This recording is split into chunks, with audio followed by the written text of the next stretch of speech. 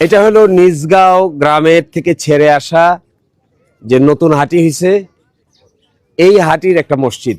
পাকিয়ে দেখেন একটা বাঁশের সাঁকু, আর হলো এইটাই মসজিদ, এখানেই নামাজ পড়ে। এটা টিনের ঘর। আমার জানা নাই দুনিয়াতে কোথাও এরকম মসজিদ আছে কিনা। দুনিয়ার কোনো জায়গায় খুঁজলে এরকম মসজিদ পাওয়া যাবে না, কিন্তু আমাদের এই ভাটি বাংলায় এই মসজিদ পাওয়া যায়। এই মসজিদ, মন্দির এবং এই ধর্মীয় প্রতিষ্ঠানগুলো এমন এক অবস্থায় দাঁড়িয়েছে, দরদি দৃষ্টিকোণ থেকে কেউ তাকানোর লোক নাই। এই মসজিদ যে বানাবে, এখানে যে মাইকিং সিস্টেম করবে, এখানে যে মানুষ নামাজ পড়বে, এখানে যে মানুষ একটা মসজিদ বানানোর পরে নামাজ পড়ে দোয়া মোনাজাত করবে, তার যে জরাজীর্ণ অবস্থা, এগুলোকে নজর না দিয়ে শুধুমাত্র রাজনৈতিক বক্তৃতা দিয়ে সাধারণ মানুষের জীবনযাপনের মধ্যে কি পরিবর্তন আসবে, এটা আমার কাছে কোনো দিনেই বোধগম্য হয় না।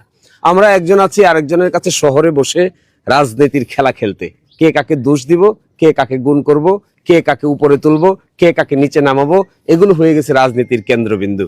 রাজনীতির কেন্দ্রবিন্দু তো হওয়া উচিত ছিল সাধারণ মানুষের জীবনযাত্রার মধ্যে পরিবর্তন আনার প্রতিযোগিতা। কিন্তু পরিবর্তন আনার প্রতিযোগিতা তো নাই। যা আছে তা শুধুমাত্র ব্লেম গেম। কার শক্তি বেশি, কার ক্ষমতা বেশি, আর কে বড় চেয়ারে বসবে, আর কে কে ছোট চেয়ারে বসবে, এই ধরনের পচা বস্তা পচা রাজনীতির কালচার থেকে বের হইতে না পারলে ভাটি বাংলার মানুষের উন্নতি করতে পারবেন না।